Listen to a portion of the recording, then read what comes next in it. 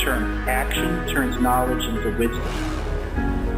And the fires of creation is that process of action turning knowledge into wisdom. We all know, but until we do, it's not the experience and the understanding of the experience that it takes to understand it. Experiential situation is really what it is.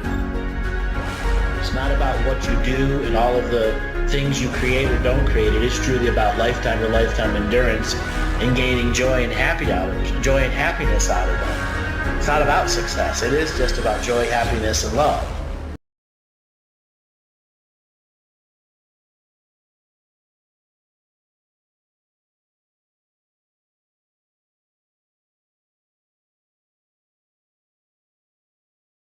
Have you been finding yourself stuck in a rut, unable to launch your new projects, not getting the experiences you're looking out of your spiritual experiences? You're trying to start a business and running into troubles? I have special coaching sessions for you. Spiritual readings, Akashic records, healings, all those are available to you. I invite you to come and look at the different journeys that I've done in the live shows that I've done. I'm inviting you all to come on the journey. Expand your life, expand your willpower, learn more about sovereignty. We also have the Living the Mystical Life monthly membership. It's a new relaunch of the system where you get all of our live webinars and get access to our Discord server for our live shows. Go to the website, andrewbartzis.com, for more information. Come and join our community, inviting you all to come on this journey as we expand to the universe of the Great Awakening.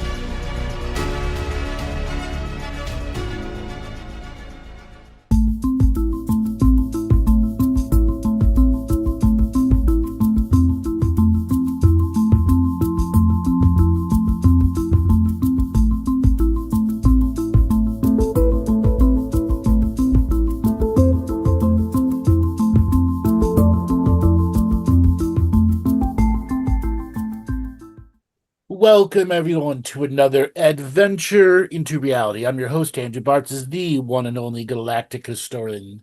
Today, the entire 2 hours is a live call-in show. Come on down. There is a link in the chat room or in the video description for you to come and be a part of the live call-in show.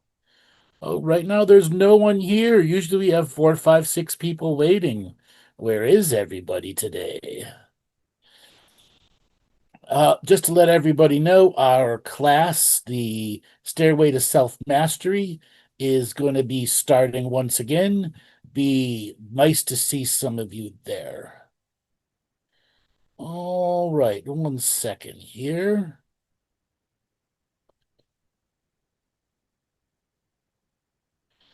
I am going to read something out of some material I've been working on for a while we're waiting for some people to come and show up here.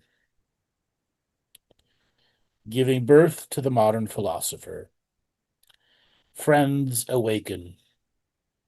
Pause right now, wherever you are. Whatever noise surrounds you, you feel it. Feel the subtle pressure behind your eyes, the faint restlessness in your chest, the quiet hum beneath the ordinary that always has told you something is not quite right with the world. You were handed. The sensation is not fatigue. It is not anxiety. It is not a chemical imbalance to be medicated away. It is memory.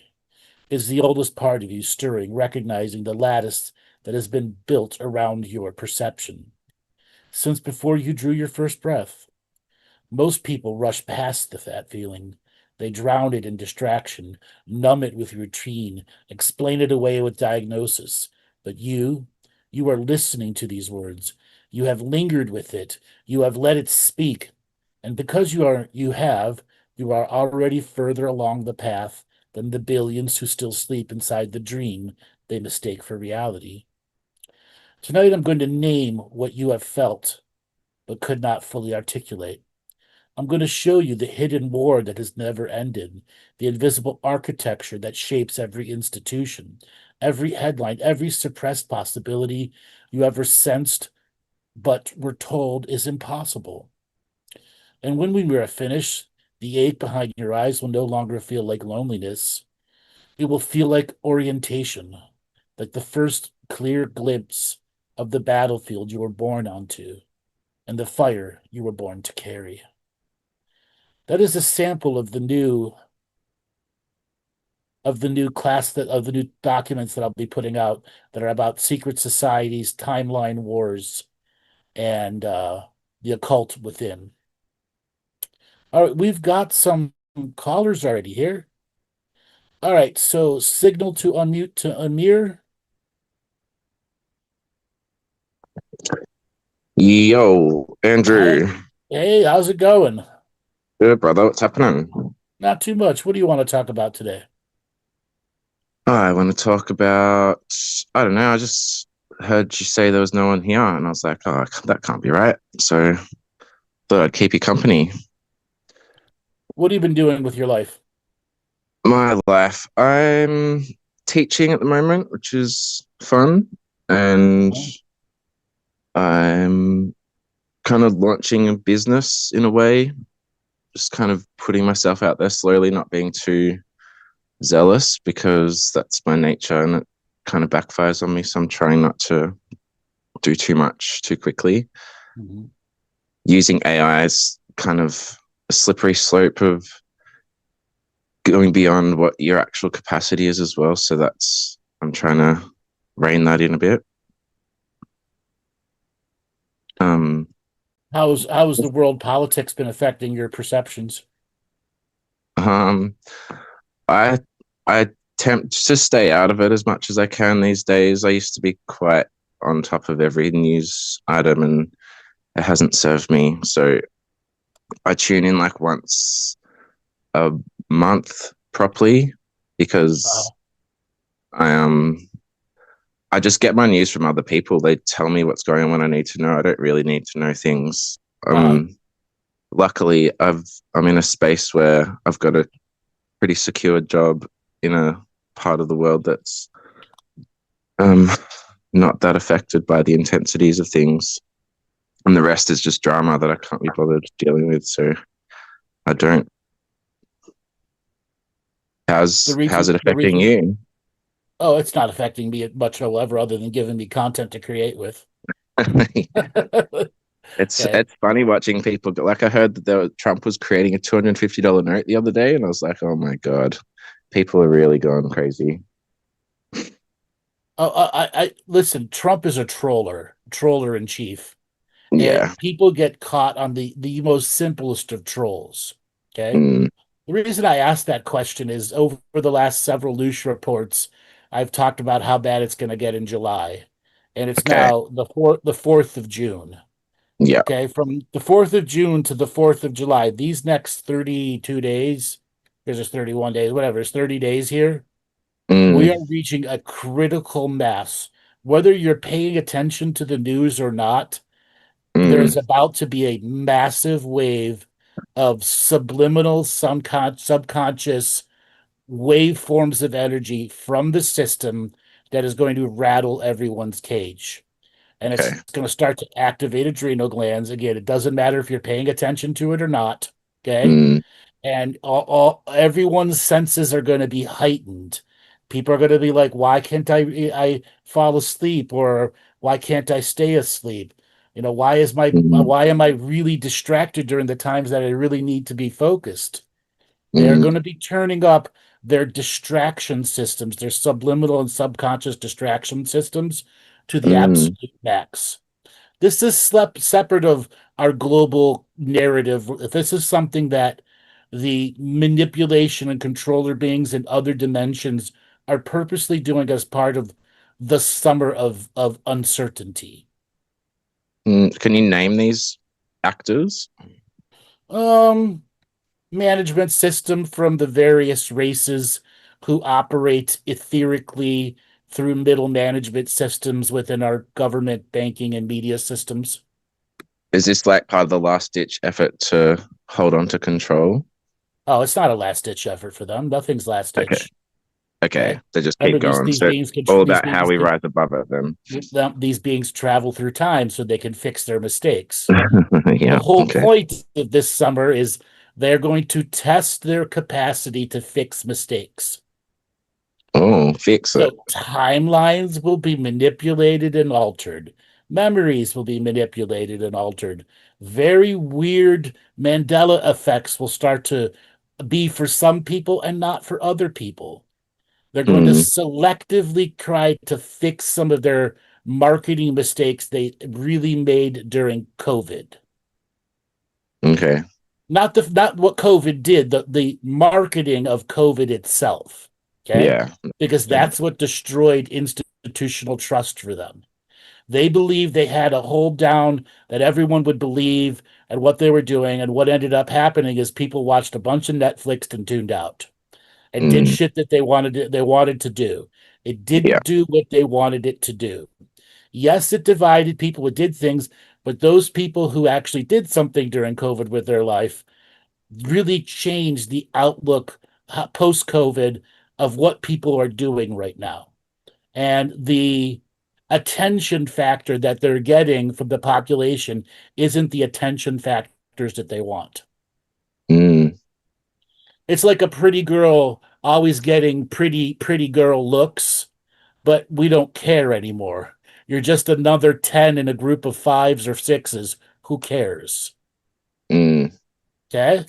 And because they don't have pretty girl privilege anymore, they need to figure out how they can go back and get some of that strength and potency that was given to the various government actings and institutions and try not to lose as much faith in the institutions.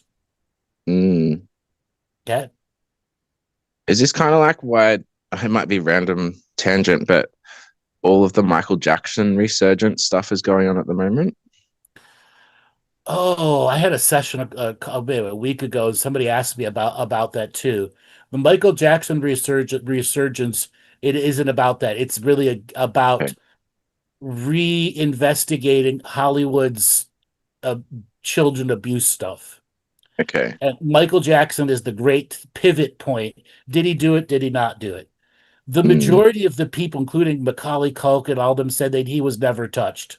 Now yeah. somebody flipped, and there's lots of money at stake for the estate. Okay, Yeah.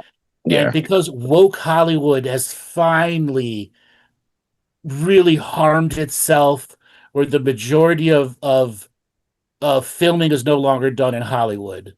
Like it's killed itself economically from the Mm, loss of the last 5 years of putting out just terrible films, with mm. a message, etc., the stuff that nobody That's wanted, right. Yeah. to the fact that the future investment isn't there, and to film a movie in Hollywood is 20 times more expensive. It's cheaper to fly a movie crew of 300 people to Ireland and film for 6 weeks than it is to film for 1 week inside Los Angeles. Wow. Right. Okay. I was Right. just thinking because of that Right. like time of life that Michael Jackson was in where the whole world had a spectacle and they all tuned in to that moment. And that's kind of lost these days because everybody's so fractured. Yeah, I thought they that's might be part of trying it, to but get a the real thing is resurgence. they're going to open up another round of going after the various Hollywood predators Okay. because they use Michael Jackson to start Yeah. the machine of content. Remember, we are in a world where Hollywood no longer controls the content. The podcasters, the thises and the that's, the mini people, the big people, the small people, everyone's looking for content. Okay. Mm. And they need to get the self-producing content machine rolling. Will they ever switch from wanting quantity to going to quality? Well, can you tell a middle-level YouTuber or Twitch guy making $1,000 a month with no job? Yeah, they still works his ass off for $2,000 a month. Can you tell Mm. him to do quality content and stop doing shit? No, you can't. Okay? Or to That'd copy be what good if you everyone could. else is doing. Mm. Yeah. Okay, It's something all that started subjective. last week and has blown up on the internet. Are you familiar with the Reckless Ben bricks and big minifigs disaster? No. What's that about?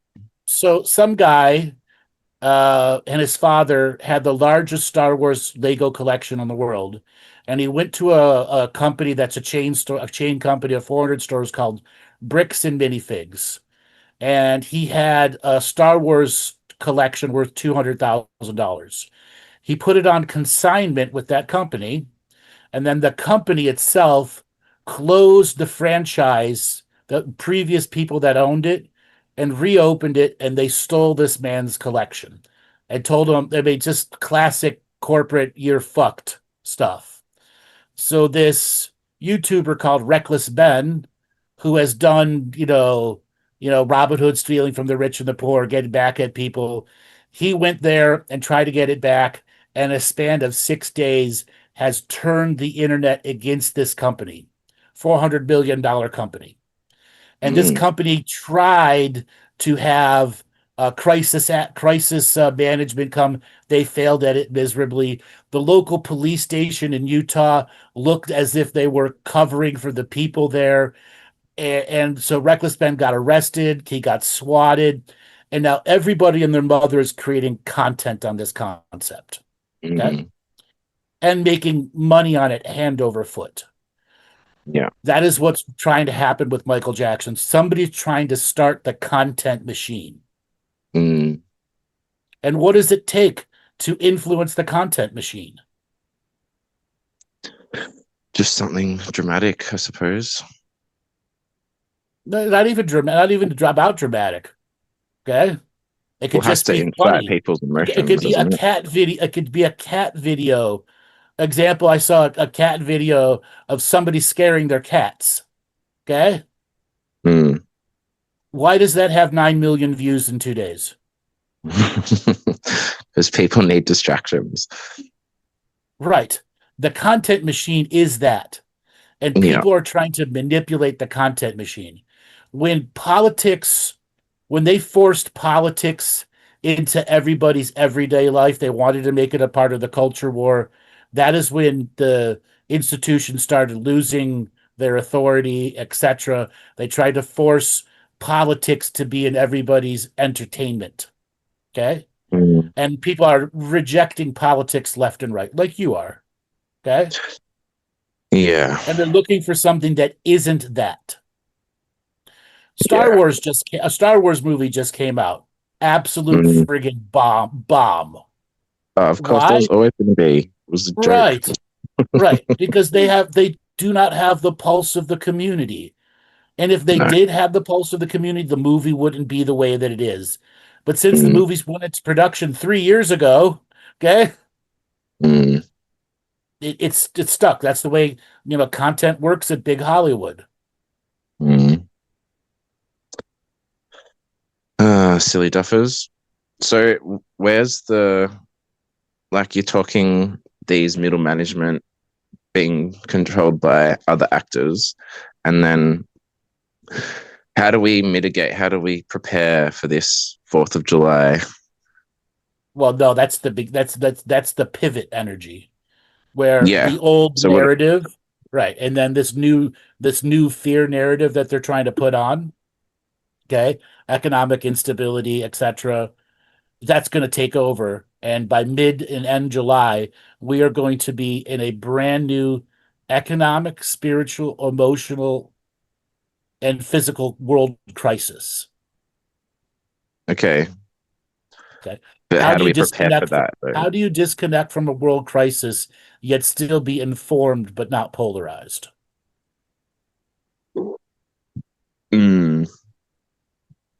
So you just need to fortify your spiritual self and engage with daily practices, sure, as well as normal entertainment, not allowing the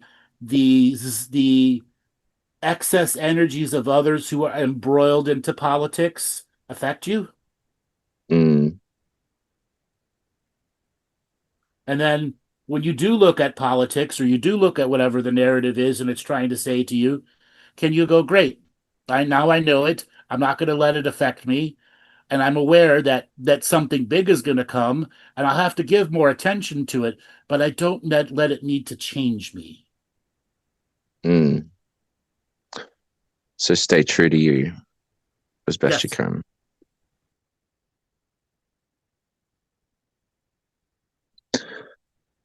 But All right, sounds good. what does true to you look like? Yeah, true to me personally, or are you just being hypothetical? You. I care. I don't know. I guess I want to make sure that I'm honoring my own inner voice instead of everybody else's.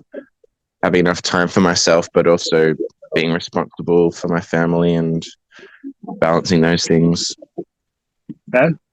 Trying to get out of pain and getting back onto the health train that I've just kind of fallen off a little bit.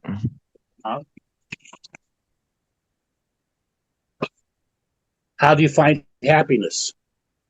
Happiness. My dog. I just got a dog.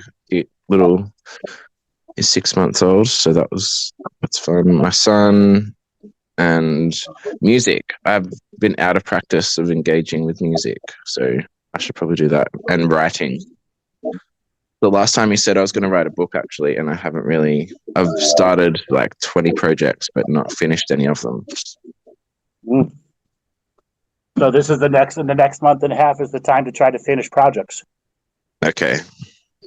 It's a great way to distract yourself from the narrative that's going to try to, be like the booby shot or the butt shot in front of everyone's face.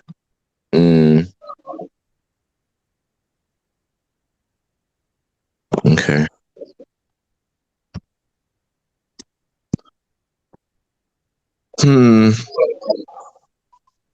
Well, I really appreciate your time, Andrew. You're welcome. Let me move on to another caller. It's good talking to you again. Yeah, all the best, brother. Yeah. All right, Joel. Let's get Tomas, you're the next to signal to unmute. Tomas, are you there? I'm here. How you doing today? Yeah, I can hear you. Just great. I just wake up for you. It's interesting time. We spoke a couple of months ago. Yes. I'm really on high-speed road about just being better every day. To grow my spine every day more, and just not breaking any bridge, but just I'm observant in the road, and I'm enjoying my sanctuary here and my place. And every day is something new with people around me. And last time we talked, talked about the challenges you had with your wife. What ended up going on with that? I'm just cooling down the things, and it's very interesting.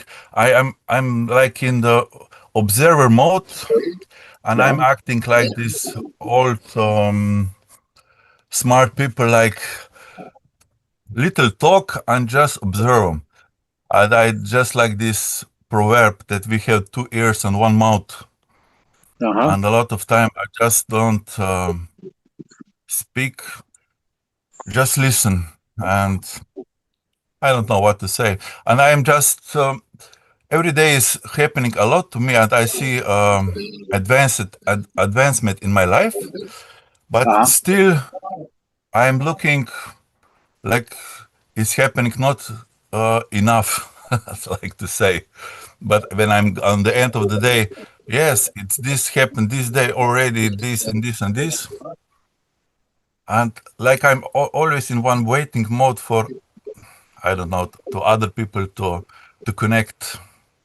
But I see everybody are just hurrying for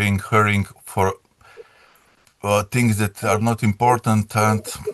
And I just say for myself, I'm here. If you want, come to my place. I'm here. And that is that. I don't know what to say else. Does it feel balanced for you? I feel for myself balanced because I just took this week one job for a one job, which is now every week at least 2 days, and I just make a great price for me for this job. I just stand in my spine and I say this is my minimum price. I do not go below that. Uh-huh. It's nice for me that I'm meeting just new people. I'm just in observant mode. Uh-huh. On the end of the day, I'm enjoying life. Good. So then you are enjoying life. You are finding a balance in it. Yes, I finding, but I have always wish for another people who are around me. Look at me, come to me, and we will enjoy life together. But my feeling is still in life like that I am two steps ahead of everyone. But okay, now I'm just in my inner peace, and I'm observant, enjoying life. Yes. Okay. So what's next for you? I will be hosting here in 14 days one shaman from Ecuador for San Pedro. I will not join to this. I don't want to join directly in this shaman. I will be only observant here in this my place, and I will just look at people and look at energies, and for me is this growing up. Good. That is that. Okay. Did you have any questions that you wanted to ask me? It's interesting my life. No, I will ask if you see something for me that I would need to ask.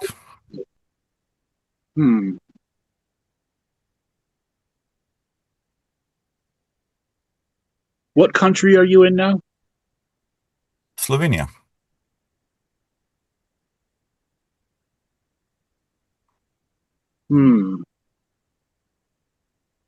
When's the last time you left Slovenia? 2.5 months ago, I was in Egypt. Okay, so you were in Egypt then. You've done your journey already. Yes, in the last couple of years I was a lot of places. I don't feel I need any more in journeys. And the reason that I ask is there's still, when I look at your feet are still moving, and maybe you've just traveled so much, your energy is still trying to keep moving, and there might be something for you to think about stopping the feet from moving.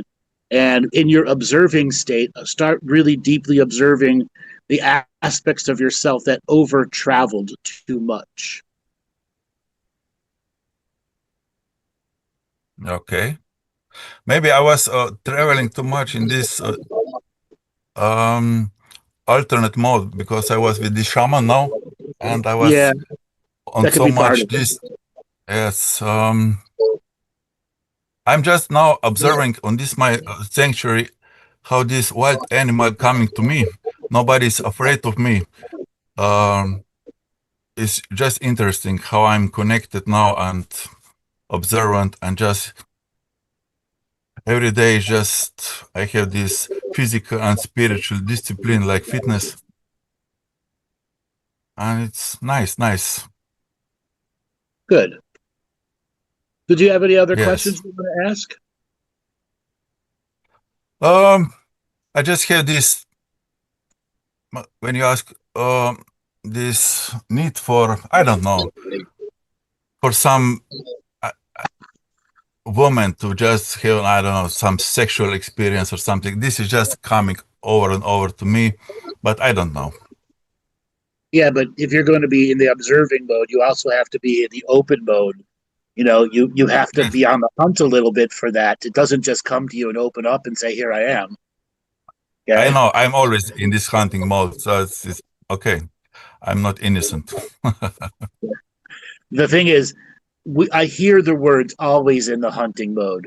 Maybe you're just hunting Yes. the wrong way. Yes, this must be a lot of truth in that. Yes. Maybe it's time to refine the way that you look. Okay, and the type of people that you're looking for. I think that I'm always in this refining. That's so it. Yeah. Okay. I listening. Okay. Yes. Okay. So observe the hunting self inside you. How does it activate your DNA when you have that need energy? What does it do inside you? What can you do to change that energy so that the looking and the hunting aren't one and the same? Sometimes you just need to be observant and looking and not on the hunt, because that's a different attraction factor in your pheromones. I think that I'm already doing that, because like this circle of women, which is interesting for me, it's just from years to years, it's coming smaller, smaller, and smaller. Yes. I hear you. Okay. Okay. Good. All right, let me move on to the next caller. Okay, thank you. Bye. All right, Radovaj, you're the next caller. Signal to mute. Hi, Andrew. Hey, how's it going today? Anyway, from Serbia. What did you want to talk about? Okay, Good. so I developing holographic physics. I mentioned before.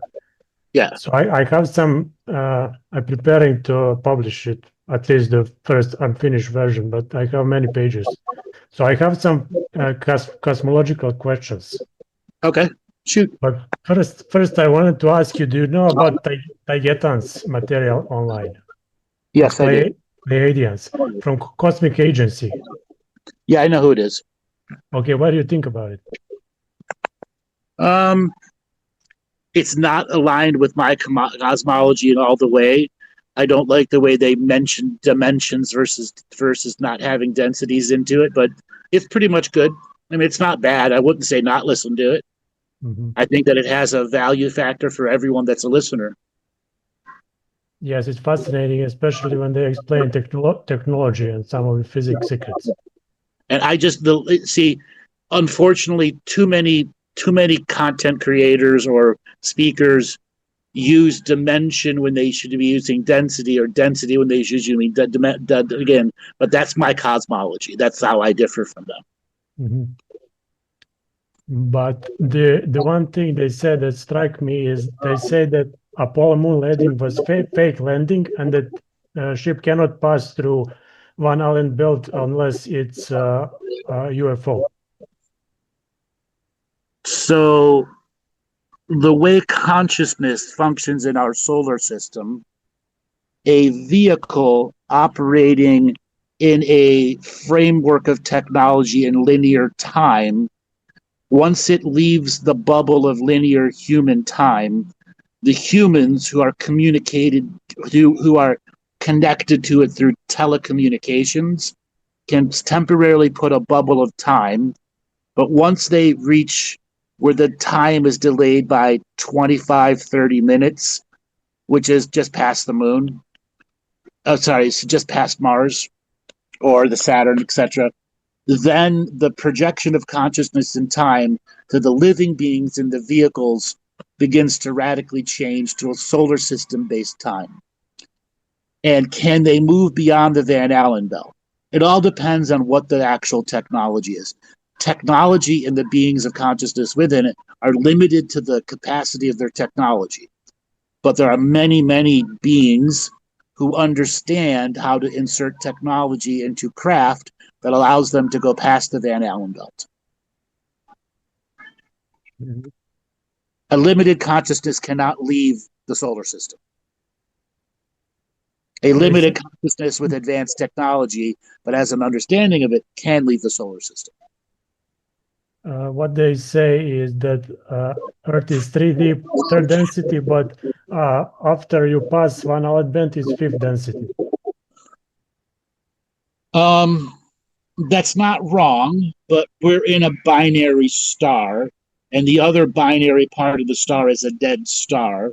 So there are ways for consciousness to go to right just before the Van Allen belt and enter portals that allow them to transfer to our sister solar system that's part of the binary system. So yes, they can still do it, but they're still within the galactic ascension machine. Mm-hmm. So when aliens come here and they land on Earth and walk around, are they in the? Does something change in their physics because they are in the ascension machine? No. When they enter here, they already have essentially a passport that allows them to get here because they're still here to resolve some form of karma, dharma, or energetic processes. So the closer that they come to Earth, they go through this, let's just say, adoption phase where their genetics changes so that they can exist in third density on a 3D world and have some form of interaction with us. And then they have technology that assists them to allow their hologram to be physical in our reality.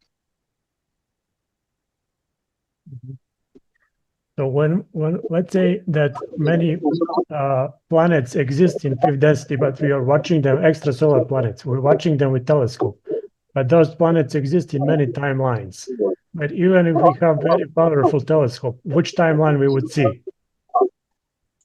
All right. So when let's say you're using a powerful telescope and looking at Mars or Saturn or Venus, etc., your perception of time at the time that you're looking at it influences what you're seeing through the telescope at a genetic, subconscious, epigenetic level. The narrative has defined to us what we can see and what we cannot see. Similar to the idea of the white people going to Australia and the people on the land couldn't see the boat.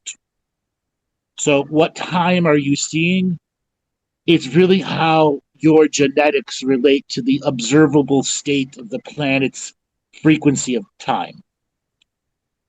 So each planet has their own subset of time within our solar system time.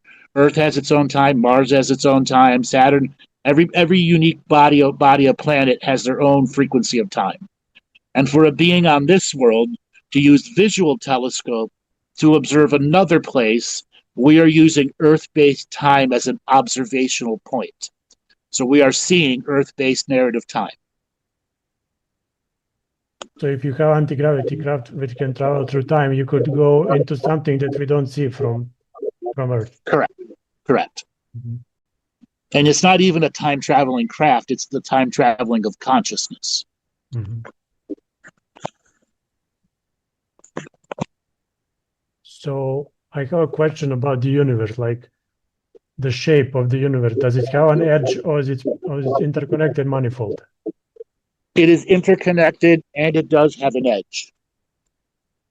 So the universe goes through cyclical expansion. And the way a universe goes through cyclical expansion is all of the galaxies within the universe go through an expansion of light. The centerpieces of light from their galactic central sun flows out into the secondary suns, tertiary, until you're 1,000, 10,000, 100,000, 1 million. And when each galaxy has gone through 2 or 3 growth stages, meaning light has reached the edge of that galaxy and it is now in the state of unknown light, and it begins to explore new places and experiences are created. So when every galaxy within a universe has gone through at least 3 expansions, the universe creates an edge line and then expands. And new consciousness fills in the new expansion points. I understand, but if you go in one direction for many billion light years, do you get to the same point when you started or not? No. So it's an edge.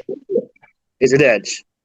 But that edge is a hard edge for consciousness that is evolved through light. There are other forms of consciousness that are not evolved through light, though. They're evolved different ways.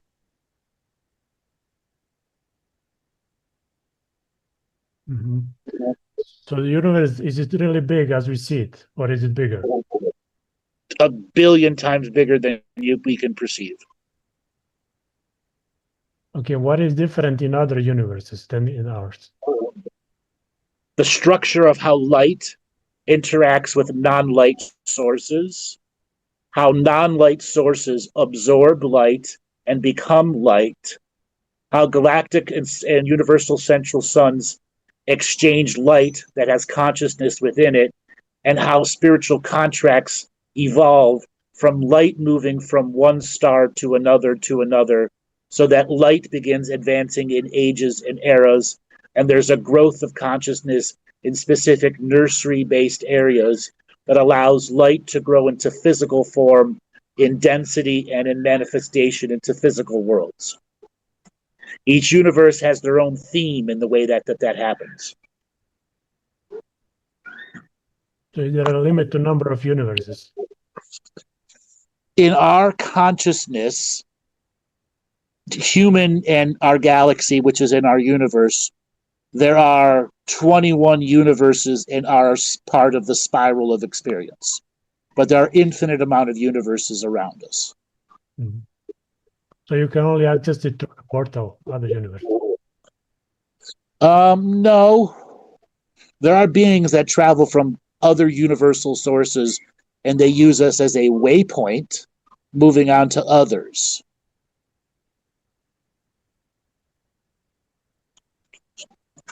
Mm-hmm. So what about universal central sun? Is it that a physical place? A universal central sun, is it? Yes, it is a physical place. We cannot see it. Not with human eyes, but yes, it is observable. So is it like a star galaxy or what? Think of it like the eye of a hurricane with a wall of energy around it. It is both 1,000 black holes or 1 billion black holes and 1 billion white holes simultaneously.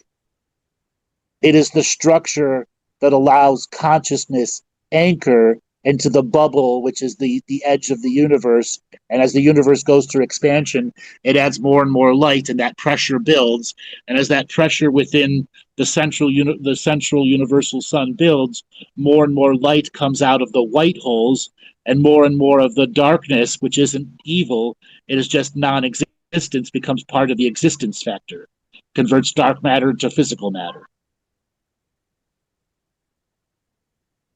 It's the engine of creation. Mm-hmm. So black holes, how are they different than what science say? A black hole is taking in matter that has done its purpose and converting it back into light with new purpose. A black hole can also be used for transgalactic instantaneous teleportation, where if you have the right technology, you can move entire solar systems from one part of the galaxy to another part of the galaxy. Mm-hmm. Why supernova happen? Why do supernovas happen? That is the star's end of its cycle of light creation, and it is going through the journey of retracting its excess thoughts and consciousness so that it can be recycled back into something new. There's a new form of life creation when the sun goes through its supernova process. But as once it expands or implodes upon itself, a massive gamma burst of light rapidly flashes through its local part of the galaxy, which then seeds new thoughts and new concepts and new forms of consciousness and any other world that can observe the flash.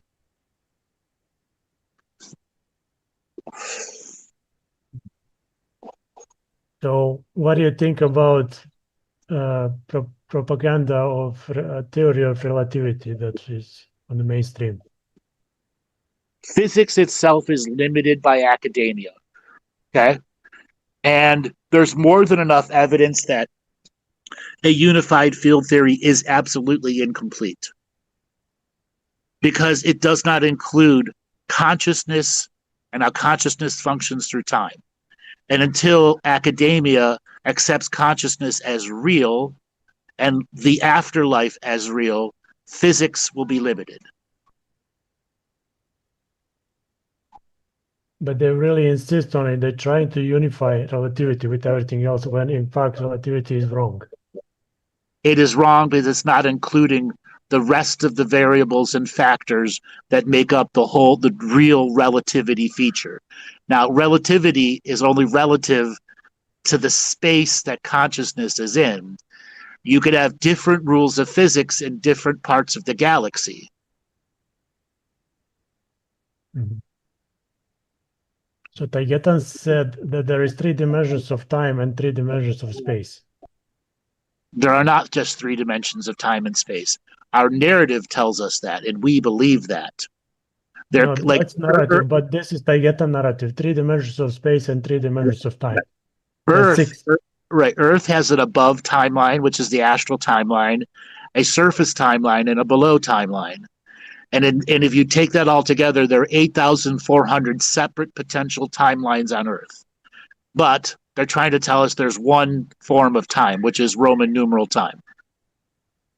That's why it is a multiverse layered on top of everything through observance, where we're at.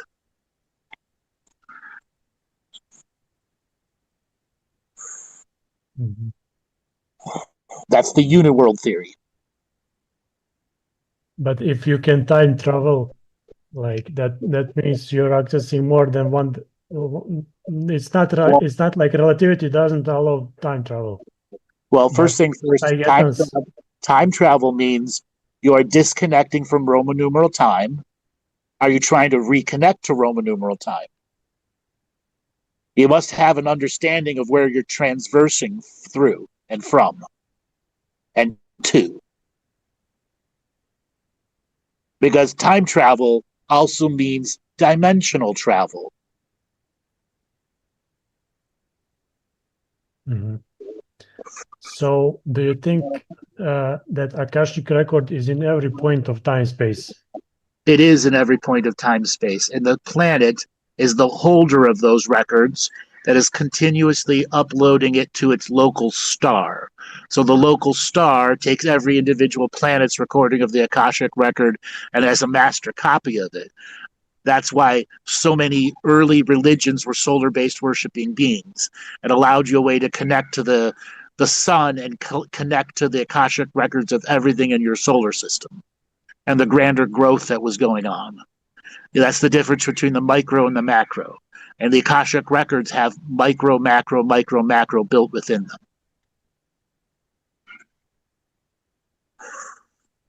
So does every star have planets? No. There are many stars that just have dust, energy, etc., and things can live within that dust and energy. Planet is not necessary for consciousness. So how common is intelligent life in our galaxy versus in the universe? It's as common as water on this world. Mm-hmm. But how it become like, is it intelligent design by consciousness? Like, does it just descend on the planet? The intelligent design is based off of the solar system that is projecting light into an area that will manifest beings who are going through a stage of growth based off of the bubble of light provided by the sun.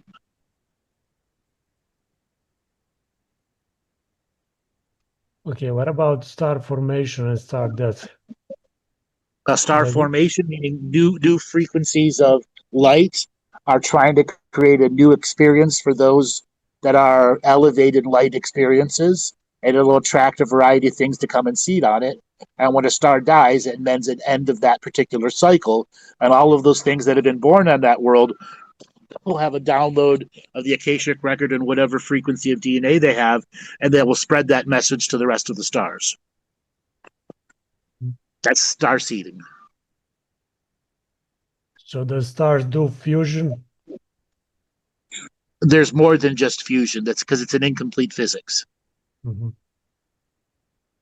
But is it Star takes a very long time to die. A very, very long time. It gives everything that's potentially ever used that frequency of light an opportunity to find its complete experience with that star before it passes.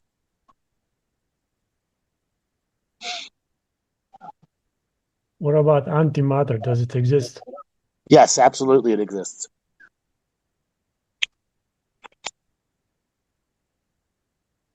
So about DNA, does DNA have subatomic details that function with the rest of the code? Yes. And then there are things below subatomic and below the photon level, below the quark level. And that is the fabric of the network of consciousness that holds a solar system together or a galaxy together, micro and macro. So it will never be the same if you have a live sample of DNA versus something that you assemble from nucleotides in a lab. No, you can generate forms of livingness that are not of the normal, natural, intelligent design. Beings have been doing that for a very long time. Humans are an example of that. They were a piece of technology that was programmed DNA that was capable of experiencing many dimensions and many densities, and it went along with a master race who was spreading light to other parts of the galaxies that had not experienced light before. And they needed beings to build infrastructure for them that would stay close as they began advancing further and further to completely unexplored territories where light had not been in that part of the galaxy. So about light, what about photons? Are photons a real particle? It is both a real particle to us, but it is also a spectral particle. Spectral meaning it can have lesser parts of light to it that can allow it to transfer to other dimensions, higher dimensions, and certain higher dimensions can't take extremely bright light from lower densities. They need a different form of phased or phased light. So those spectral or do they can they move at infinite speeds? What is your belief of what infinite means? Okay. What I call it is superluminal traveling. Meaning you can travel faster than light, observable light, and it is our legacy as physical beings in this world to once again re-experience it. When we go to sleep in our dreaming experience, many dreams are superluminal experiences, faster than light experiences. But our chemical bodies have to slow it down to make chemical memories out of it, which are slower than light memories. What about light? Does it have a mass, or how can something mass? Light does have a mass. It's measured in density. Mm-hmm. How much previous experience in other life forms it has. And a solar system may be a very dense solar system. That means only beings with lots of light experiences can be a part of that solar system. And that's what the Galactic Ascension machine is. It is a very, very high density solar system that only very highly experienced souls can be a part of, even though they are resolving lower density issues.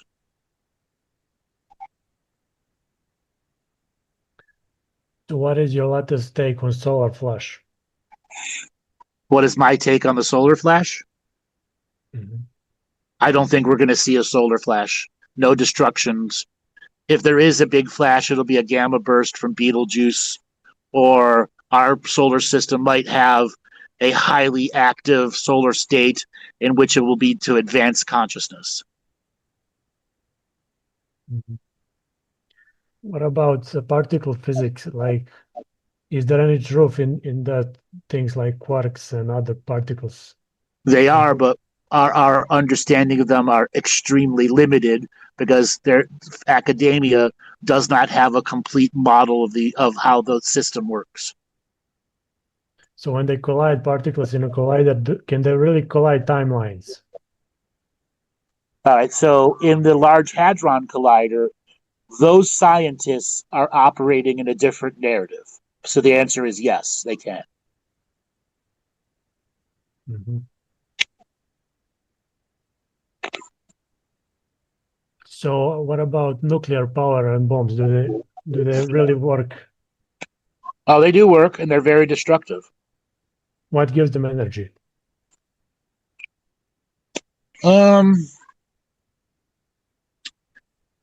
The easiest way to describe it is it's a way to untap stored light in a rapid expansion process that will have effects on our observable side of the science and narrative.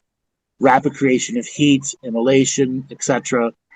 But nuclear bombs do damage in every dimension and time stream within its connected network of consciousness.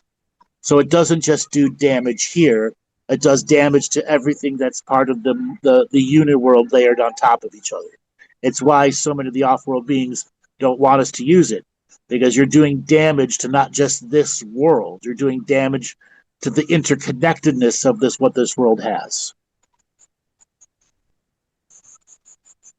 So what about ether? Like, they say it's a fluid, but if it's a fluid, is there a pressure difference in it? Absolutely. There are times that ether is full of energy, and humans were meant to tap into the ether all the time and to be a management system of it. The trees, the rocks, the squirrels, the rabbits, they're all part of the management system, but humans were supposed to be a much bigger management system. But because faith has been broken down and science has been manipulated and as such, we don't naturally tap into the ethers as every part of our life. Therefore, at times the ether is full of potential energy, and then it will bleed over into this world. Do you think it works as a pressure? For consciousness, yes. Mm-hmm. For anything that's aware, it's a pressure, yes. But what moves it? Is it moving because of pressure or something else? Consciousness moves it. Right. Yeah. What is secret of the vortex? What is what? Say it again. Secret of the vortexing. Are you familiar with what is it? Hold on a second. I'm having a brain fart.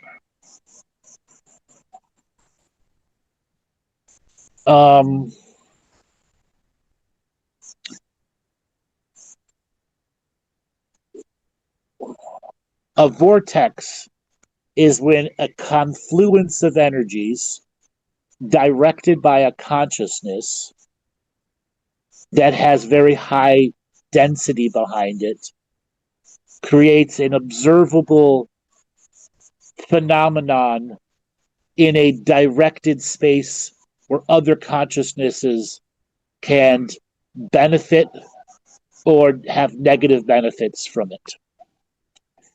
The purpose of the vortex is based off of technology of consciousness itself. But there are vortexes that naturally appear and disappear based off of the grander, let's just say, overall consciousness and its blockages of growth. So a vortex can appear because there's a blockage of growth for light in a specific area, but there are technologies and other consciousness that can create vortexes for many different purposes. So when I create a vortex, I can create a non-local effect. Correct, a non-local effect. So about observer, like I defined in my theory that observer is always following a trajectory, and trajectory of observer is specifying what it will experience, what kind of timeline. Generally, but then there's the non-entangled observer, which is a whole other frequency of observation.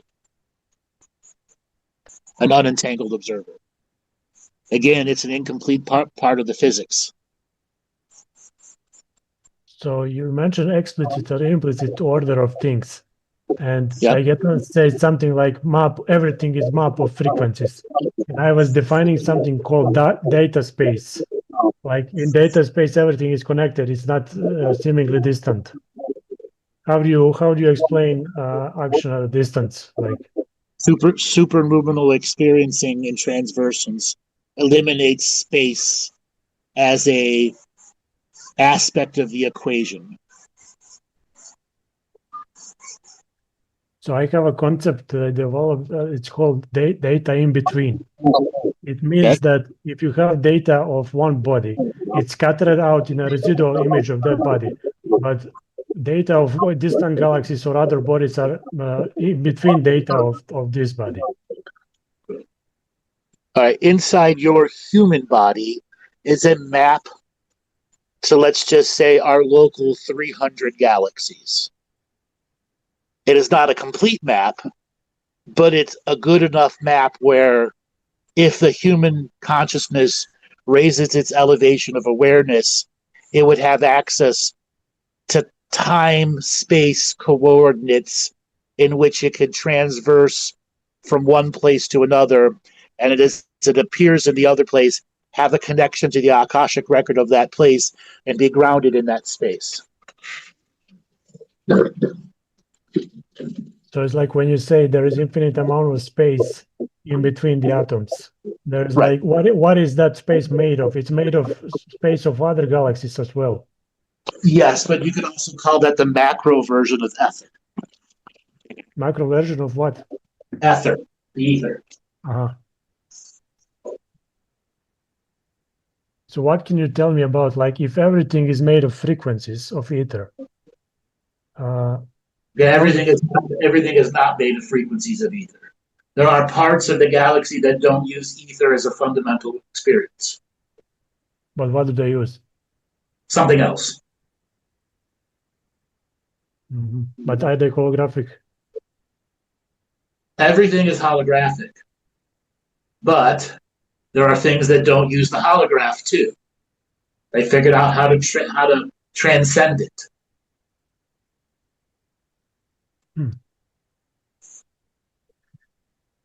So in the holographic, based off of your potential species DNA is what its grander, unique experiences could be as part of the greater cosmological experience.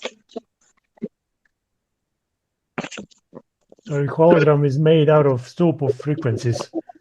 How do frequencies fit together? Like what is rise, what is fall of the frequency, and how does it fit to another rise and another fall?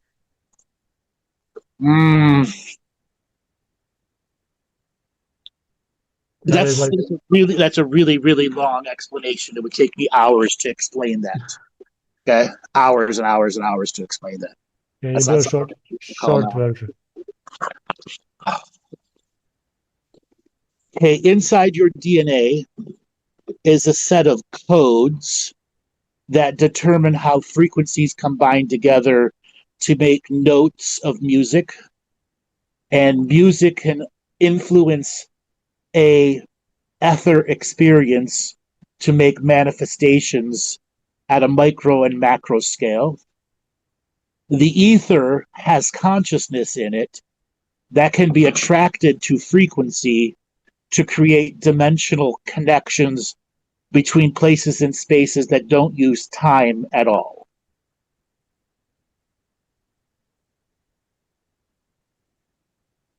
So think of it like the codex that your DNA gives you, the master codex of your species, meaning unlocked DNA species. That master codex determines how frequencies affect you as consciousness, or how you can affect frequencies itself.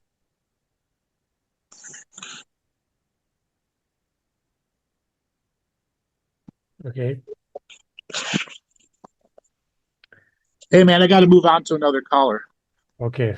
Thank you. That was You're welcome, impressive. man. It's a lot for you to take in there. Right. All right, man. Take it easy. Okay, bye. All right, Lillian, you got your hand up raised, signal to unmute.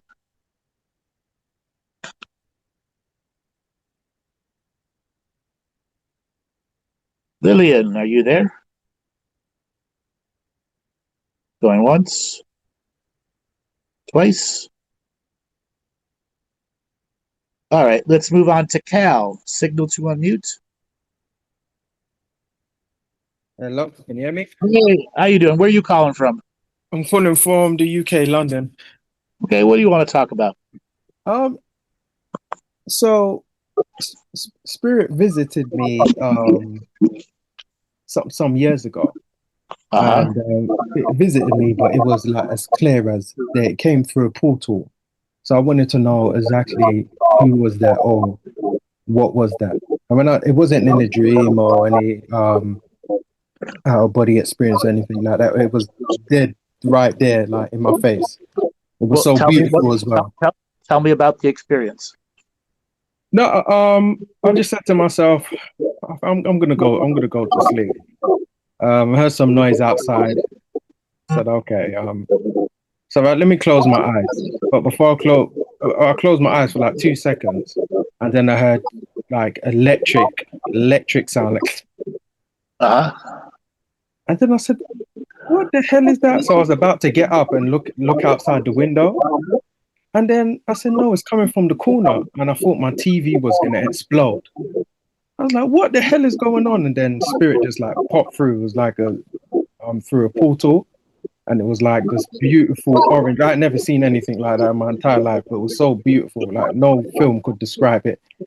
And yeah, it was just like, just there, like, I was just so shocked. I weren't scared, but I was just like so surprised. If anyone just popped up right there in the corner, I would have just been like, I just kind of looked, I just stared, you know. I mean, for about 30 seconds, and then it disappeared. So it appeared and then disappeared within 30 seconds. Yeah, I'll say about 30 seconds. Yeah.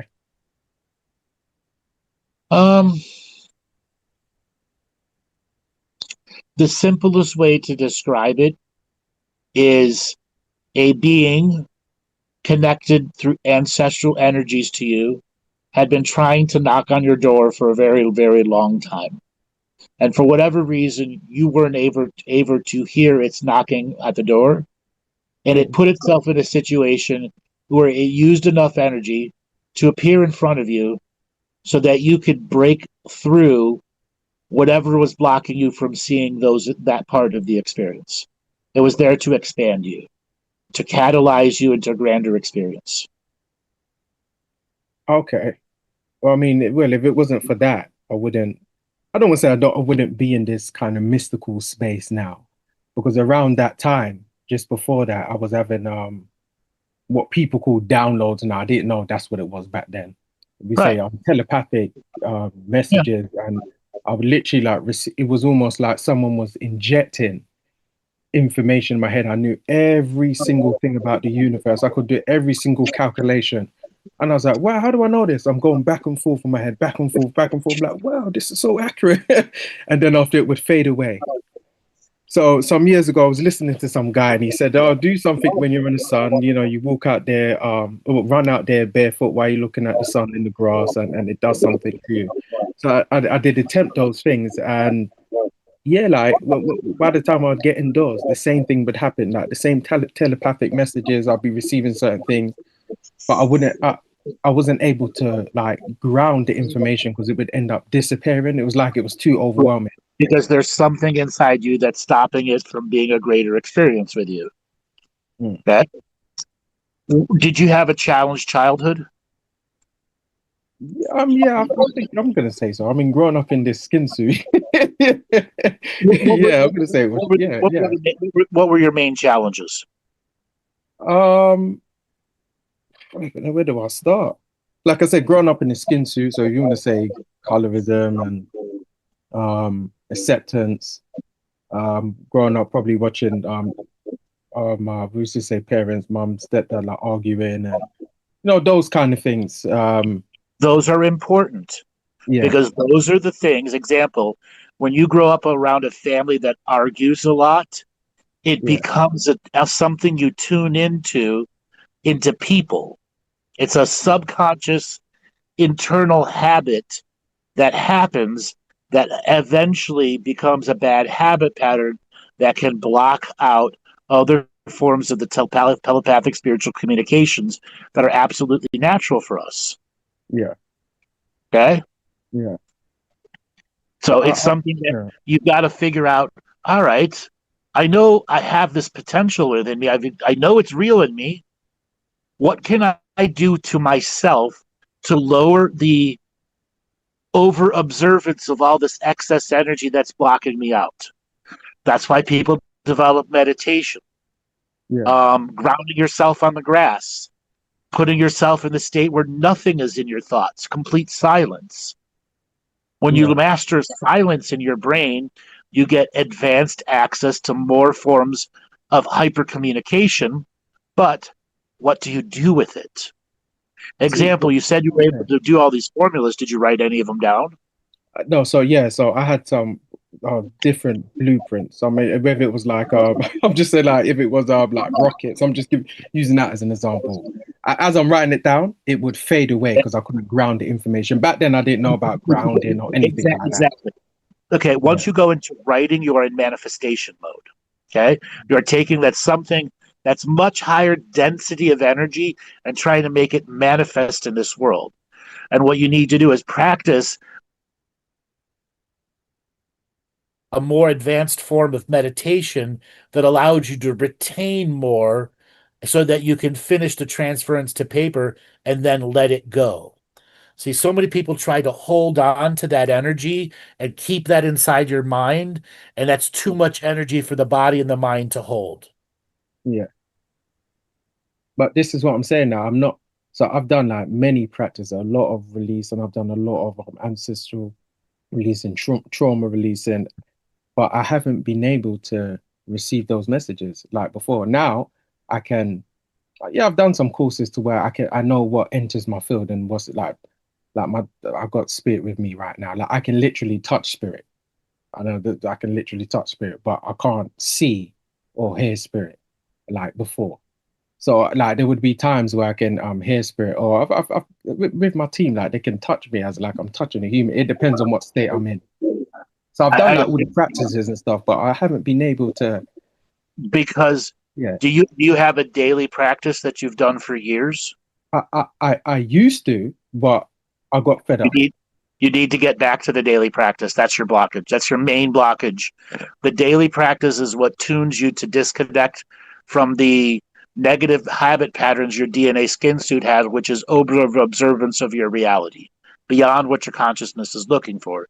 Your vagus nerve is at a very subconscious, high consciousness level of looking for things in other dimensions and time streams, but for it to actually make manifest into this world, the human consciousness must be able to cyclically practice grounding, purging out of negativity, acknowledging that we have challenges in our life, and go through the cycle of growth where we are both expanding vertically and horizontally, energetically, bringing new frequencies. When we stagnate ourselves by overdoing subject matters, we don't grow. So balancing a non-spiritual experience with a spiritual experience is absolutely vitally important, because you are meant to be here and meant to be with humans here, but you have a talent of intergalactic communication that is trying to make manifest in this world. So it's saying you need to find the moderation of what it is that you do with the rest of your human existence for that to be there more on a permanent basis. Yeah, I've literally, I understand that. I've tried all different things. And I tell you what was frustrating me is that when I would receive, like even when I was younger, I would go through portals, and that's a whole nother thing. Yeah. But I didn't do anything back then, and I would be receiving all those things. And now that I'm practicing, You were far more innocent then. There was still an innocence about it. And once that innocent passed and the adult you had to go through the adult experience, that innocent energy isn't allowing the instantaneous connection and communication like it was before. You went through the adult trauma. Every human goes through it. Yeah. Mm. How can you once again find the wonder and innocence of that being before you went through the adult trauma? Yeah. Joy, happiness, being able to turn on the happiness like a light switch. Okay? That also means communicating with others, finding love in relationships, all the things that are meant to be human. And when you find a balance with that part and find that true wonder and innocence again, those experiences will return as part of your daily practice. Yeah, but that's like I said, that's no easy. That's no easy thing to do. You're right. I mean, but that's why we're born. Yeah. That's why we are born, to figure it out.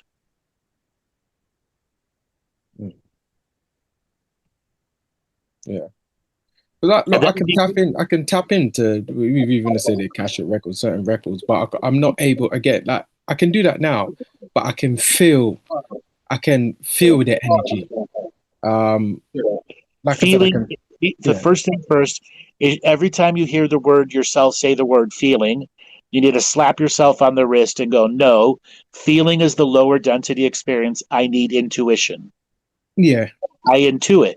And it's very important. Our words absolutely change the frequency of our experience, even if it's a telepathic word. Yeah. You can't be in feeling. Feeling is not the right density for those higher experiences. It has to be an intuition. Intuition has a much higher bandwidth of experience behind it. Yeah. And that's how when we lose our innocence, when we go through becoming the adult as a trauma, we are disconnecting from that unique higher bandwidth of innocence, and then we operate at a lower bandwidth, and we're forever trying to rediscover how to get back to that higher bandwidth while we're still an adult in this world who has spiritual contracts to be a part of this world. Mm.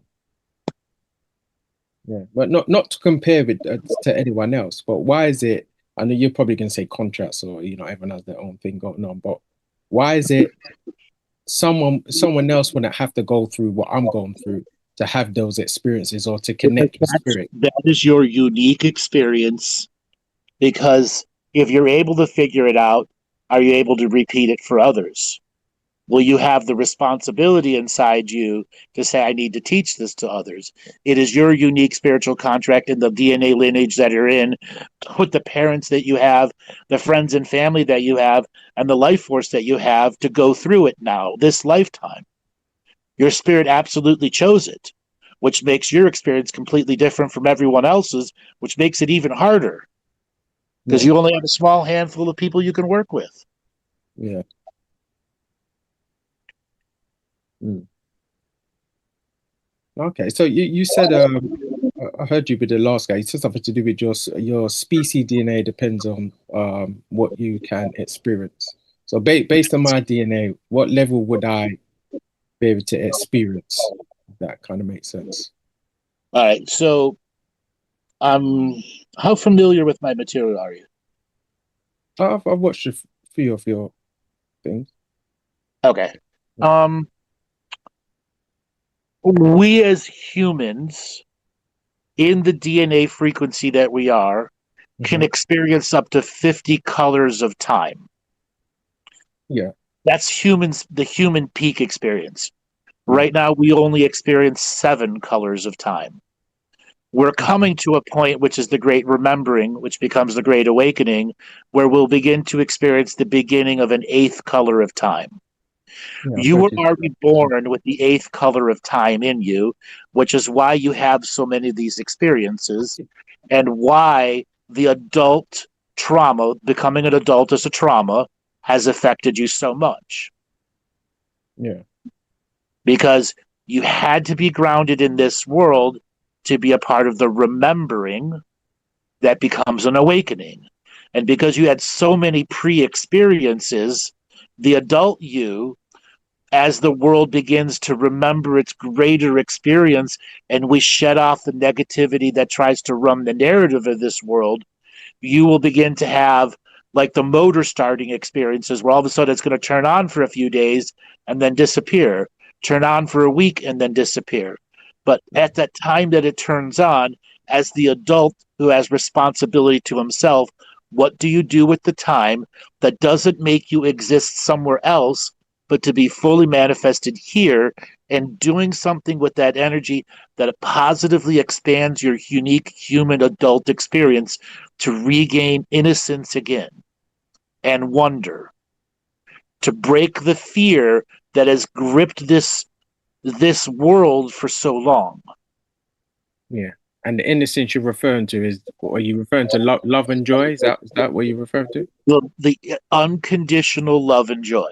Yeah. Yes. Yeah. And truly unconditional love and joy. The adulting in us breaks that unconditional experience. And we are on that journey to re-experience unconditional love. And unconditional love and joy has many levels and layers to learn amongst it. And don't you think that I mean, from my eyes, I've looked at all different things. So the best way to really achieve that is by being financially freed up. No, that's your unique challenge now. Okay. Okay? Because you don't need money to be happy. You don't need money to be in high innocence and high joy. You need to create an experience that generates it, that can potentially return as financial gain, because you've mastered turning on joy with subject matters that can rapidly advance your intelligence, that can make you greatly aware about a set of subject matters that can be applied to a financial journey. Yeah, I've lost joy for many things. I think, like I said, the only joy I have right now is, again, anime. I'm an anime freak and I just love. Then that also means is you need to sit down with yourself and go, I cannot just be limited to just anime. I'm too big of a being to be limited to this. Yeah. No, the thing is, like I said, yes, okay, not just that. I'm interested in, like I said, even what you're doing, down to that whole thing. I've had many courses, and and that's what I was really passionate about. But it was like, with what I have right now, how can I help people with what I have right now? I need to master more things. Or no, you've mastered many things. The thing is, you got addicted to learning more and more and more, and didn't say, all right, I've mastered these few things. Now I must take it to the world and master how to take it to the world, which means discovering a business part of that particular science or skill or thing that you've mastered to make it as manifestable and connectable to others.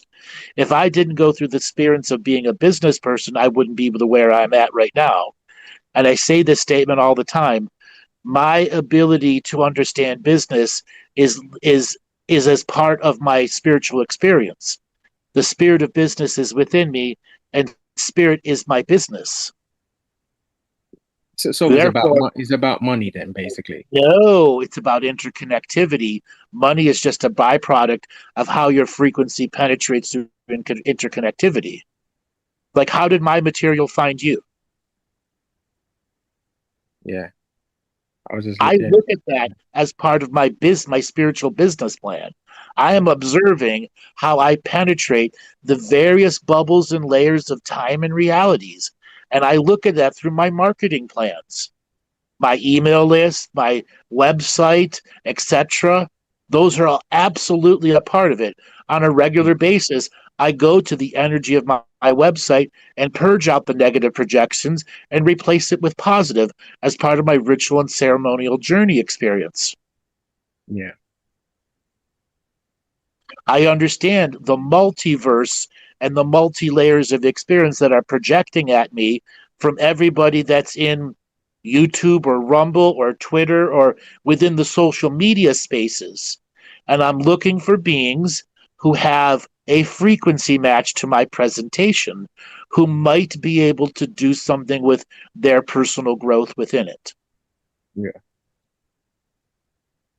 Yeah. Yeah. It's just like I said, from when I was younger, I've just always been what I'm obsessed with now is what I was obsessed with back then. But you must understand, obsession is going backwards, not going forwards. No, I'm only using the term obsessed to describe how passionate. I know. Yeah. But there are times passion becomes obsession and we don't know it. Yeah. Okay? And that can also be another part of what's limiting you. Yeah, that's why I said I don't want to use the term I gave up. I don't want to say I gave up. But No, that's why you just closed too many doors. Yeah. Okay? In the direction that you were going in, you chose the right fork instead of the left fork a few too many times, and now there's a big mountain in front of you that you don't want to cross. Isn't there an easier way? Why do I got to cross that mountain? Okay?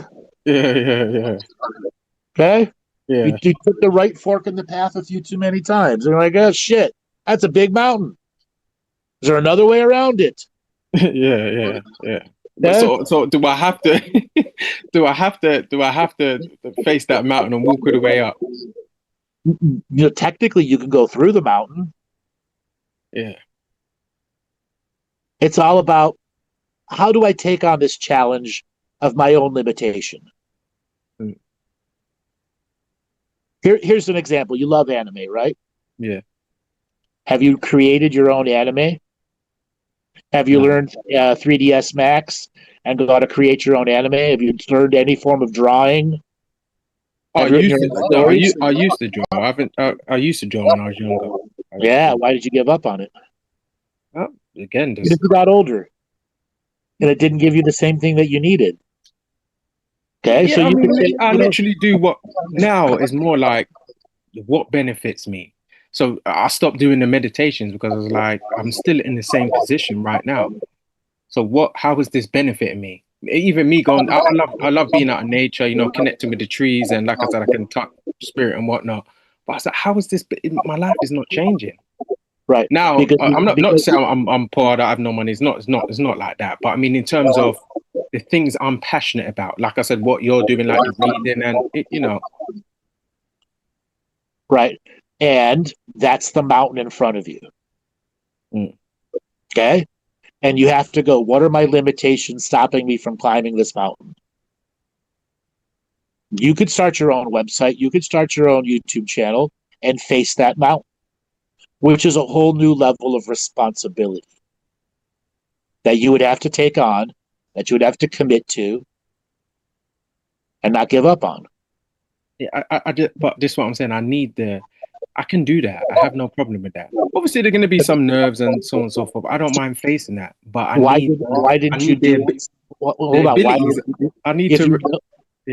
If you know you can do it, why didn't you do it 6 months ago or a year ago? No, because I need the abilities. I'll give you an example. I'm not gonna do a reading and I'm not there yet. Okay. You know what I'm saying? So I wanted to master. I don't need to be perfect. It's not about being perfect, but I need to have it at a certain level to where I can say, all right, now let me, because I've got a few, 1,000 people. Spirit hasn't already convinced you that you can already do it. No, I don't. No. Okay, that is your limitation. You've had so many unique spiritual experiences, you become numb to them. Big whoop, big deal. You've had so many experiences. I thought, well, compared to other people, I didn't think. I mean, yeah, I've had many experiences and stuff like that. But in fact, you've had too many. Yeah, but I don't see how that connects me in terms of. Look, I'll give you an example. I know when I'm trying to channel spirit, I can feel them. Let's just say telepathically sending me something, but I can't. You're still the message. Your mistake is you're still feeling. You're not intuition. Feeling is the 9-volt battery. Intuition is plugged into the universe power. Yeah, so when I say feeling, I mean there's more like a tangible, like touch. That's what I mean. Not literally. I totally understand it, and I'm trying to teach you something. Yeah. Feeling is still a deception. It is not tapped into the higher universal power. Yeah. It isn't. Mm. Stop trying to feel everything into it. That's a change in who you are, going away from the world of feeling and into the world of intuition. So what do I do instead of try to feel it? Like I know That's you your, said intuition, that but right now is your limitation. yeah. Okay? That's your limitation. And that's the challenge you put ahead of yourself. You've had so many unique experiences. Many of them are intuitive experiences, but for some reason, as part of your adult part of your journey, feeling is overwhelming you. And you have to literally, every time you say feeling, slap yourself on the wrist and go, no, I need to intuit. My body needs to be in the state of pure intuition without restriction. Yeah. And train yourself to go into intuition and take on that as part of your responsible journey at changing yourself. You have more than enough classes and teachings to show you how to do it. I would, in fact, tell you to take no more classes for a while. Yeah.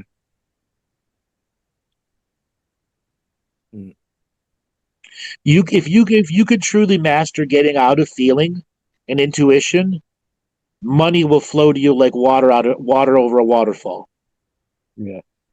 Okay, but you also understand, what do I truly need from money to make my grander journey, because intuition is going to show you the tree of experiences and all of the individual potential futures for you, and you still have a free will choice to follow through and be responsible to follow through with those tree of experiences that your intuition is showing you as a roadmap.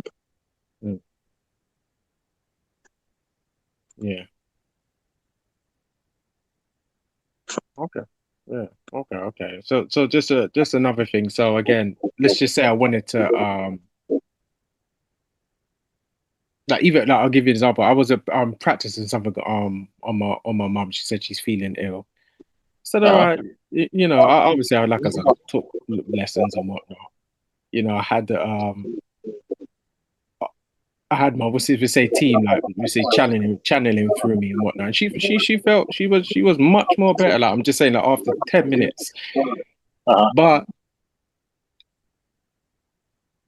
that's look, what I'm trying to say is, I need the complete. I know you're gonna say, I need the, not necessarily the complete package, but I need a bit of everything to take it to public.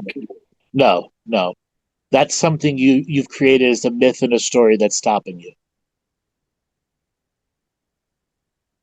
Okay. It is a myth and a story you've created to stop yourself. So how would I do that then? I mean, what would you say? You need to take a leap of faith and said, I've learned enough. Now I need to take it to work. I need to put it into practice. I need to stand up and grow a nut sack and start doing. I don't need to learn anymore. This is a leap of faith for you. You don't need to learn anymore. You need to put it into practice. Yeah. You need to commit to that journey and start growing the experiences of doing versus saying, I can't do until I learn more. Well, perfect. Nothing is ever going to be perfect. I'm constantly learning. I've never been perfect. I make mistakes all the time.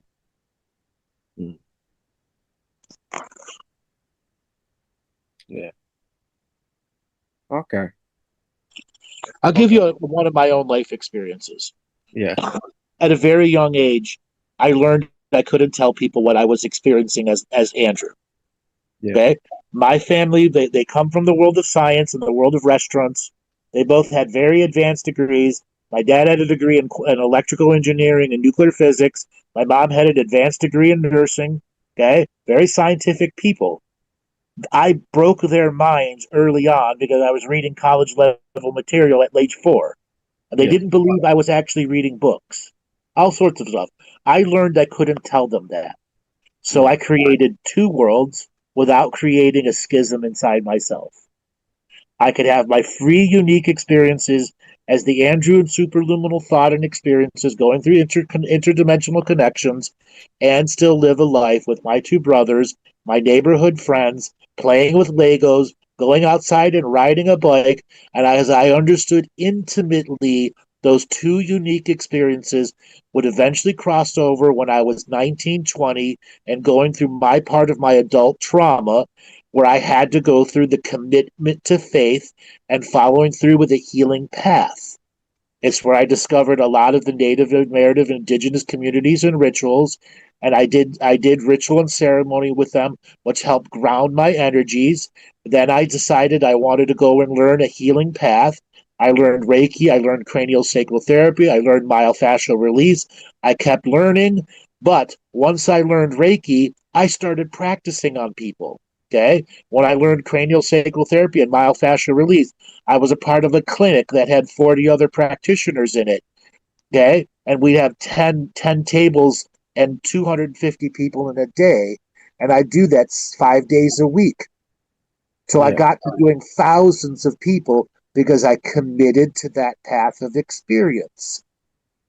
And then Spirit said, you must move away from hands-on healing and take your skill public. And I got kicked in the ass over and over and over again.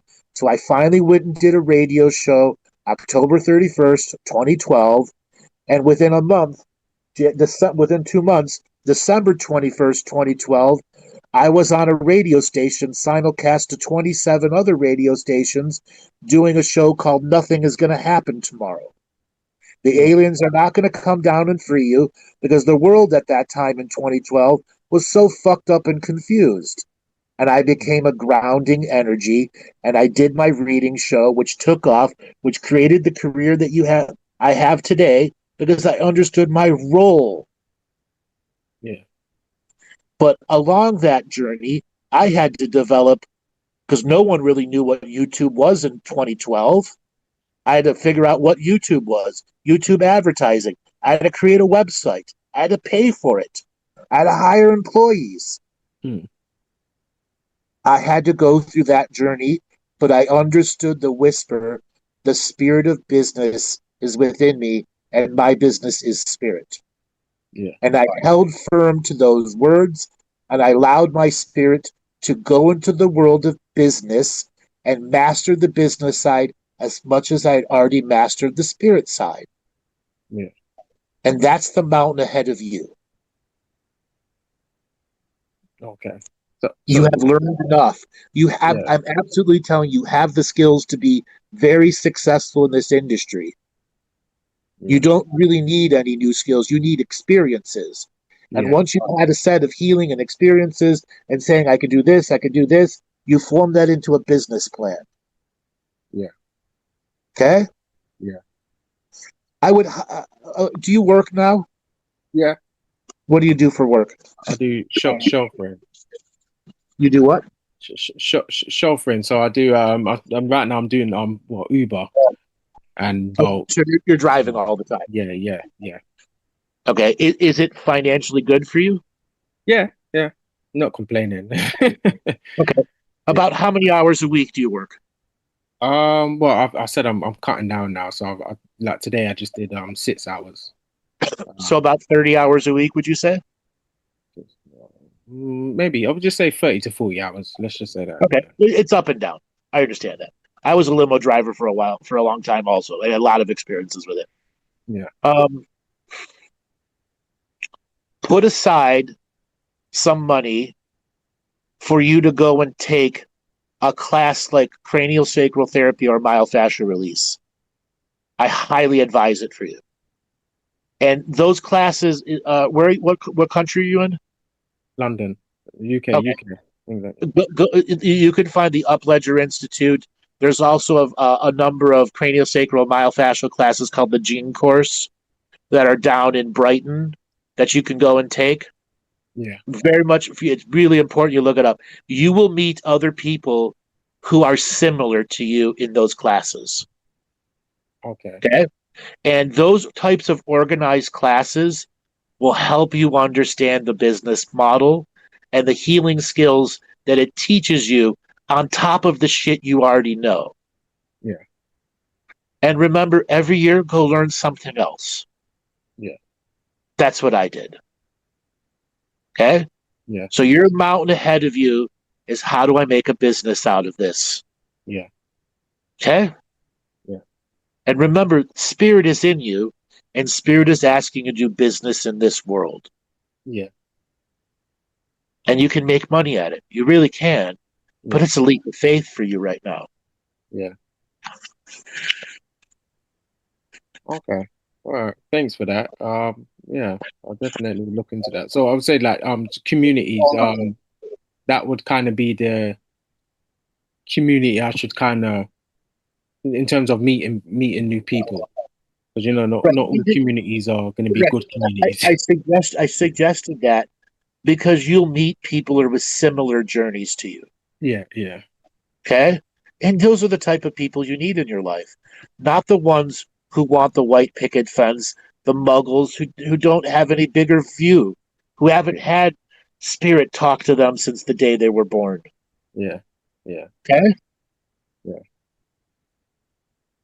Okay. All right. Yeah. I'm gonna just typing that down now. Yeah. All Okay. right. All right. Okay, Thank you very much for that. I got another question for you. Yeah. What's your diet like? I think my diet's good now. I've started training again. I said I'm gonna get big again. My diet's all right now. So, what are you When seeing? you say big, do you mean like weight training? Weight Yeah, training weight big? training. Yeah, muscle, but yeah, because I go up, down, up, down, up, down. I do like fasting. I've Okay. done an extreme fast and I went skinny. How much muscle weight do you want to put on? Not too big. But just like decent size. Like you see me and say, oh, that yeah, you go gym, you're looking muscly. That'll probably be like in 4 months because I've been big before. It's kind of easier for me to get there. Okay. So my advice for you is find the protein levels and the exercise level that allows you to make the idea of, I'm bigger, but I'm maintaining that journey. Generally, it's around 100 grams of protein. Yeah, I Okay. have about 120 to 150 grams of protein a day. Yeah, but that's probably too much for you to do right away. I'm trying to help you see a different way of growing through your experiences. If you grow slower and go at about 100 grams of protein Got and you. do arms on Monday, legs on Tuesday, core on Wednesday, Yeah, jogging on Thursday, and swimming on Friday, you will have a much more balanced growth journey and have a lot more hormones that will convert to intellectual potential for you yeah, versus physical potential.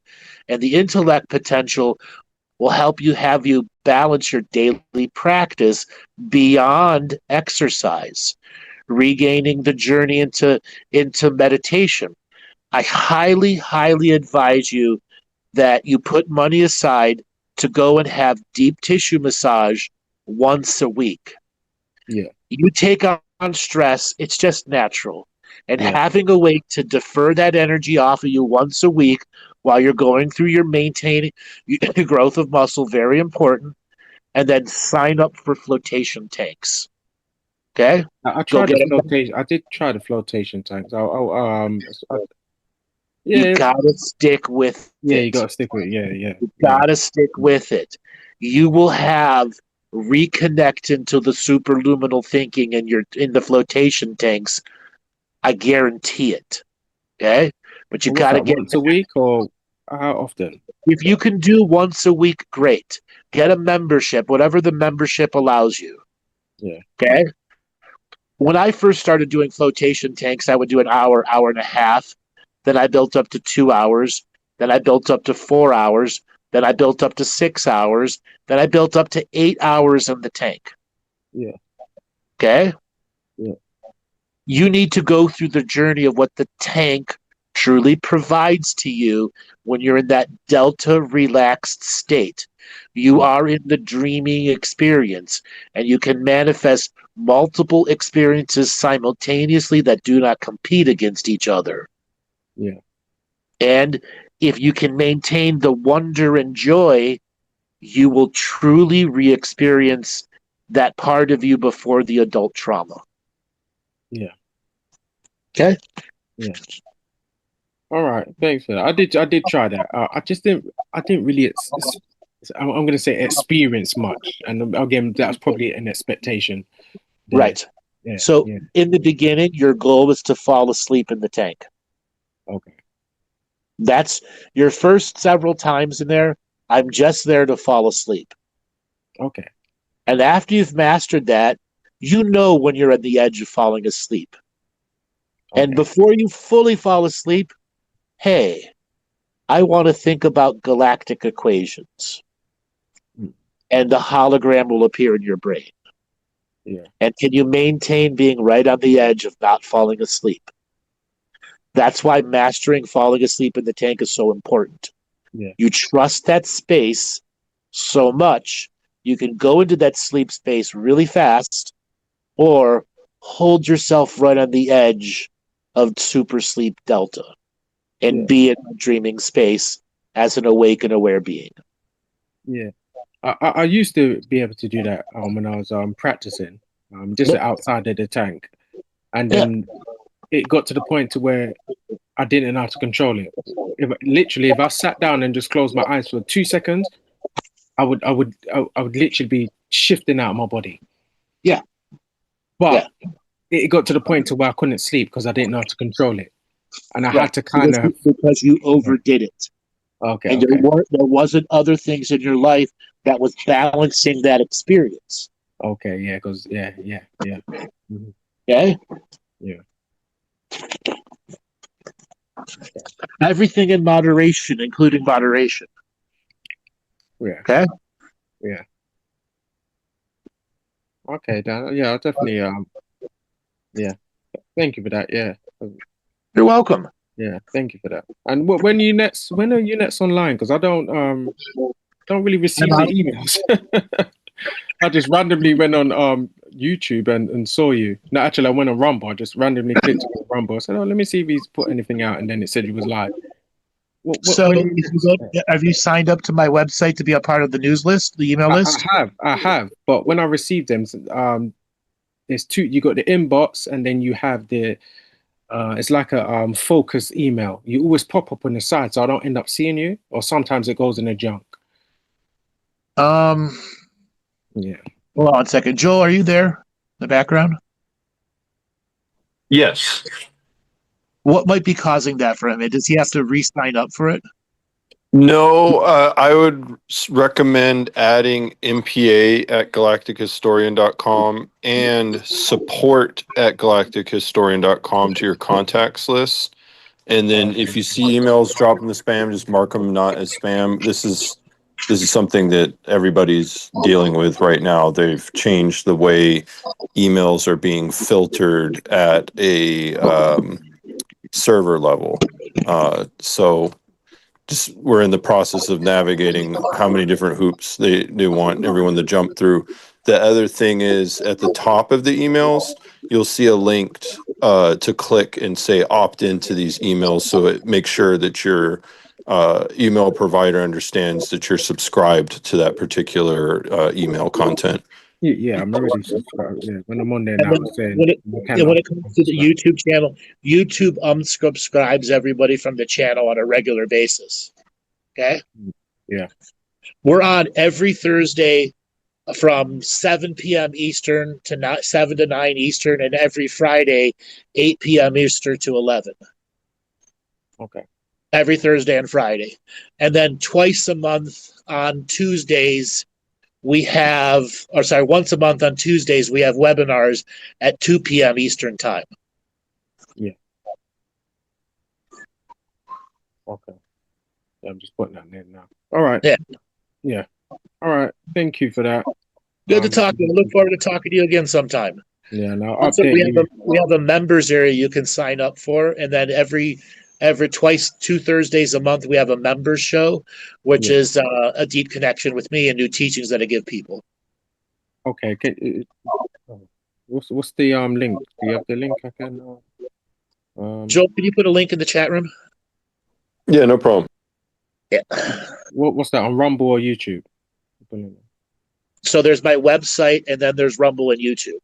I mean, for the link. He said he's going to put the link in. Sorry, he could put it in Rumble, and he could also put it in the chat room Okay. here in Zoom. Okay, yeah. Oh yeah. There you go. You see it? Yeah. Okay. Okay. All right. Thank you again. Thank you for that. You're welcome. It's good talking to you. I had a lot of fun talking to you. All right. Thank you. All right, man. You take it easy. All right, Joel, we're going to call it an end to today's show. I've been talking for a couple hours straight here. It has been great. We will be back tomorrow, everyone, for Friday Night Luge Report.